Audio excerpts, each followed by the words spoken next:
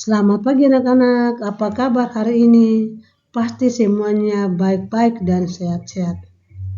Anak-anak, pada pagi hari ini kita akan belajar bersama pelajaran agama Katolik dan Budi Pekerti kelas 3 SD dengan tema pribadi peserta didik dan subtema saya tumbuh dan berkembang. Baik anak-anak, sebelum kita memulai pembelajaran kita pada pagi hari ini, mari kita mengambil sikap doa yang baik dan kita bersatu di dalam doa. Dalam nama Bapa dan Putra dan Roh Kudus. Amin. Ya Tuhan, kami bersyukur karena kami diberi anugerah untuk bertumbuh dan berkembang. Bimbinglah kami untuk dapat menjadi anak-anak yang sehat, kuat dan cerdas serta berbakti kepadamu. Amin. Dalam nama Bapa dan Putra dan Roh Kudus. Amin. Baik anak-anak, sebelum kita melanjutkan proses pembelajaran kita pada pagi hari ini, mari kita bersama-sama menyanyikan sebuah lagu yang berjudul Yesus Pokok dan Kitalah Caranya.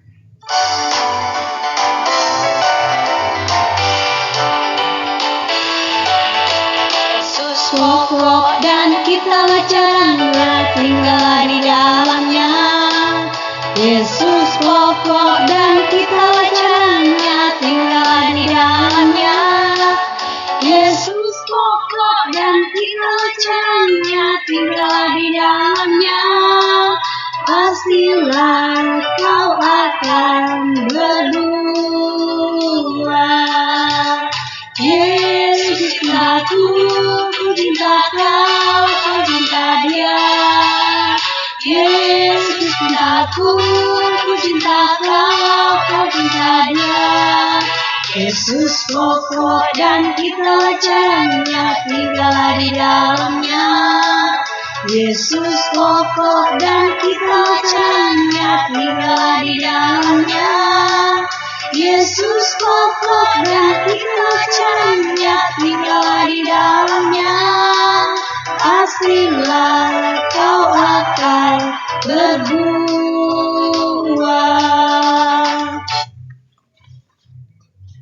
Baik anak-anak, sebelum kita masuk ke dalam materi pembelajaran kita pada pagi hari ini, ada beberapa tujuan pembelajaran yang harus kita capai pada materi ini. Yang pertama, anak-anak harus mampu membandingkan pertumbuhan dan perkembangan dirinya saat sekarang dan sebelumnya. Misalnya, perbedaan pertumbuhan dan perkembangan saat anak-anak berada di kelas 1 SD dan juga pada saat anak-anak berada di kelas 3 SD. Tujuan yang kedua, anak-anak harus mampu memperjelaskan orang-orang yang berperan dalam pertumbuhan dan perkembangan diri.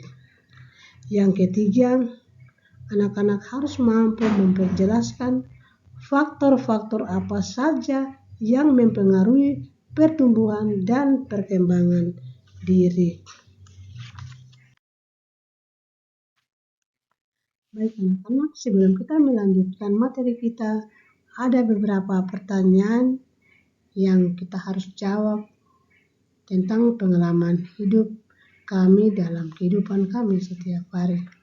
Yang pertama, coba jelaskan kemampuan apa yang kamu miliki sebelum dan sesudah sekolah.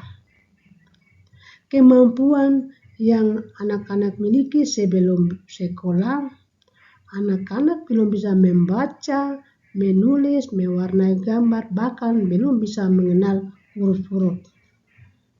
Dan kemampuan yang anak-anak miliki sudah sekolah, anak-anak dapat belajar dengan baik, bisa membaca, menulis, menghitung, bahkan bisa mewarnai gambar dengan baik. Pertanyaan yang kedua, ceritakan apa yang kamu lakukan sehingga dirimu bertumbuh sehat dan bisa melakukan berbagai macam kemampuan.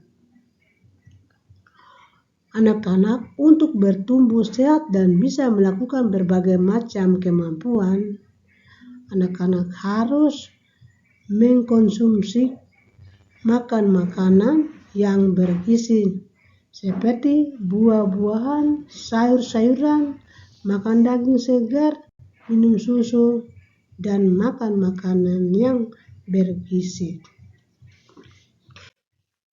Baik anak-anak, sekarang mari kita melihat apa arti pertumbuhan itu. Pertumbuhan adalah suatu proses pertambahan atau perubahan tubuh. Nah, bagaimana contohnya? Berikut ini Ibu Guru akan jelaskan. Anak-anak, ini adalah contoh proses pertumbuhan. Proses pertumbuhan ini terjadi dalam segi fisik. Di sini kita dapat melihat perubahan tubuh pada gambar-gambar tersebut. Gambar seorang anak perempuan yang tumbuh dari bayi, balita, anak-anak, remaja, dewasa, bahkan menjadi nenek-nenek. Begitu juga pula pada anak laki-laki pada gambar yang ada.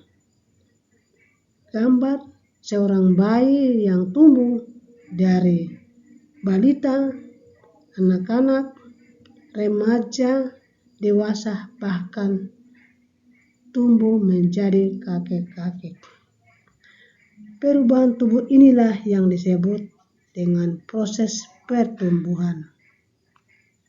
Sekarang anak-anak, mari kita melihat apa arti perkembangan. Perkembangan adalah suatu proses pertumbuhan dalam segi kepintaran. Nah, bagaimana contoh perkembangan kepintaran itu? Ibu Guru akan jelaskan. Mari anak-anak kita mengamati gambar berikut ini. Gambar yang pertama, kita melihat di mana seorang anak itu belajar menulis masih dibantu oleh kedua orang tuanya dan juga guru-guru di sekolah. Dan pada gambar yang kedua, kita dapat melihat perubahan yang terjadi, yaitu anak sudah bisa membaca sendiri, mengerjakan PR sendiri, bahkan bisa menggunakan alat-alat komunikasi seperti laptop untuk mengetik. Hal ini dapat terjadi pada anak-anak sekalian ketika pada saat di PAUD, TK, SD kelas 1, anak-anak masih membutuhkan bantuan kedua orang tua dan Bapak Ibu guru di sekolah untuk mengajarkan bagaimana cara menulis, membaca, dan menghitung. Tetapi sekarang anak-anak sudah duduk di kelas 3 SD, tentu anak-anak sudah pintar, sudah bisa belajar sendiri, sudah bisa mengerjakan PR sendiri dan menulis agenda sendiri dan membaca buku sendiri tanpa dibantu oleh kedua orang tua di rumah dan Bapak Ibu guru di sekolah. Itulah yang dimaksud dengan proses perkembangan diri seorang anak.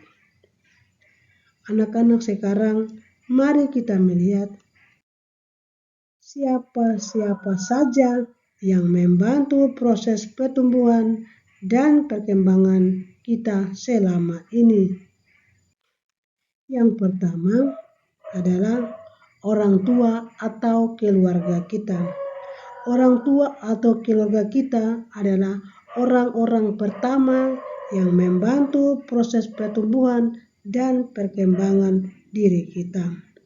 Yang kedua adalah Bapak Ibu guru yang berada di sekolah, turut membantu proses pertumbuhan dan perkembangan kita.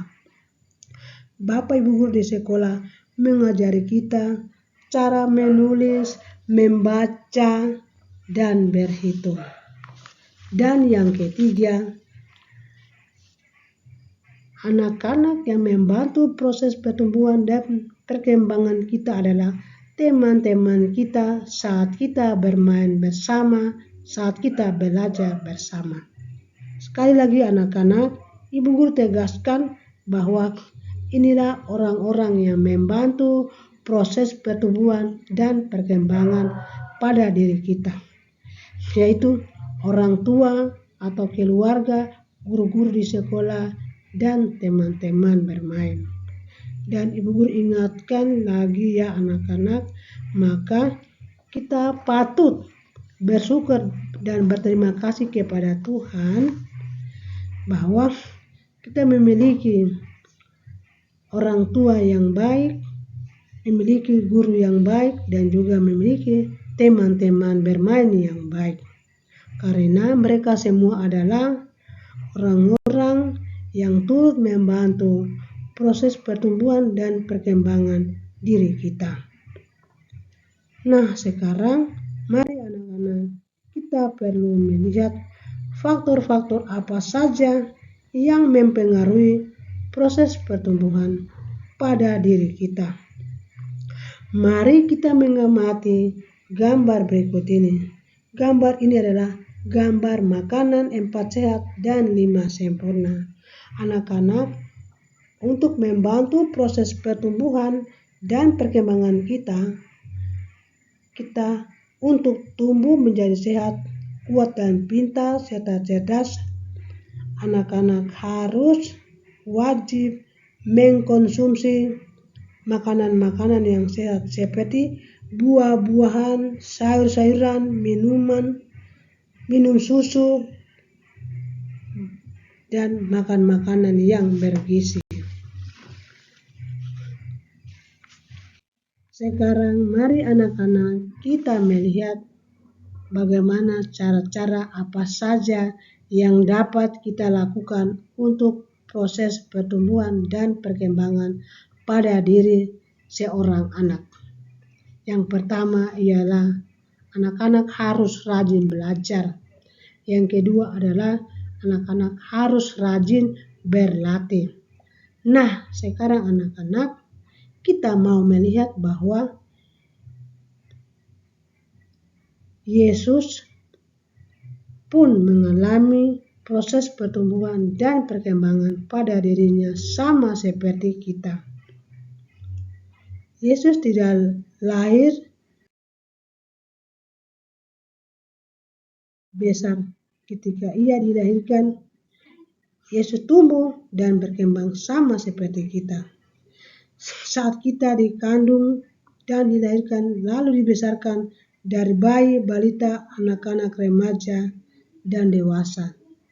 Begitu pula sama seperti Yesus, ia dilahirkan dan dibesarkan dari bayi, balita, anak-anak remaja, bahkan ia tumbuh menjadi dewasa. Nah anak-anak, inilah proses pertumbuhan dan perkembangan Yesus. Mari anak-anak kita mengamati gambar-gambar proses pertumbuhan dan perkembangan pada diri Yesus. Gambar yang pertama, Yesus lahir di kandang Betlehem.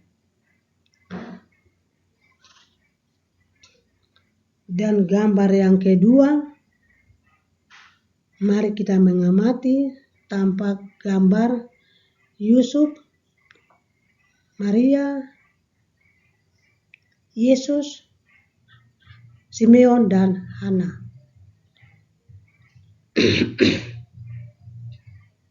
Gambar ini mengisahkan tentang Yesus dipersembahkan dalam bait Allah. Pada saat itu Yesus berumur 8 hari. Dan pada umur 8 hari, gambar ini mengisahkan tentang Yesus dipersembahkan di bait Allah. Pada saat Yesus dipersembahkan di bait Allah, Yesus berumur 8 hari. Dan pada umur 8 hari, Yesus juga diberi nama dan disunat. Baik anak-anak, pada gambar yang Yesus tumbuh dan berkembang menjadi remaja. Ketika remaja, Yesus berusia 12 tahun. Yesus bertumbuh dan berkembang menjadi anak yang baik, anak yang cakap, dan anak yang cerdas. Dan Yesus sudah mulai pandai bercakap-cakap dan bertanya jawab dengan imam-imam yang berada di Bait Allah ketika ia tertinggal di Yerusalem saat mengikuti perayaan Paskah bersama kedua orang tuanya. Baik anak-anak, pada gambar yang ketiga, mari kita pada gambar yang keempat, kita mengamati Yesus dibaptis oleh Yohanes di Sungai Yordan. Pada Yesus dibaptis di Sungai Yordan, Yesus berumur 30 tahun. Pada saat itu juga, setelah Yesus dibaptis, Yesus mengawali pekerjaannya, yaitu mewartakan kerajaan Allah. Landasan kitab suci tentang proses pertumbuhan dan perkembangan Yesus terdapat dalam Injil Lukas bab 2 ayat 1-52. Anak-anak yang membawa kitab suci boleh membuka dan membaca. Dan bagi anak-anak yang belum membawa buku kitab suci dapat membuka buku pelajaran dan membacanya.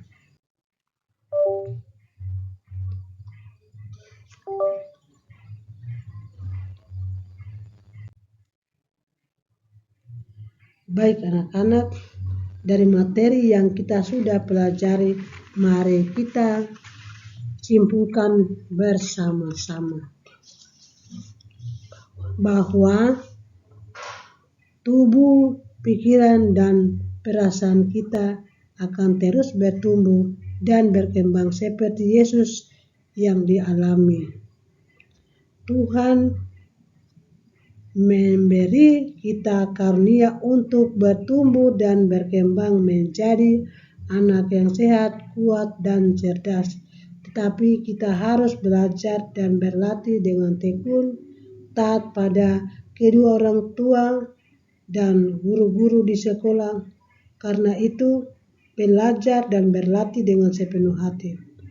Berdoalah agar Tuhan memberimu berkat untuk menjadi anak yang sehat, cerdas, dan bijaksana seperti Yesus. Baik anak-anak, mari kita menjawab pertanyaan refleksi ini bersama-sama.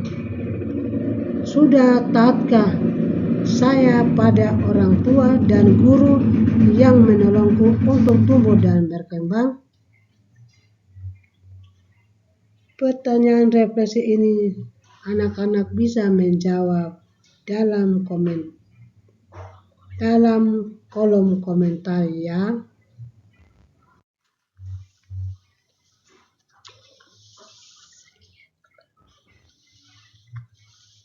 Anak-anak yang terkasih, Ibu Guru ingatkan bahwa pertumbuhan dan perkembangan diri kita ini tidak terlepas dari campur tangan Tuhan yang selalu menyertai kita.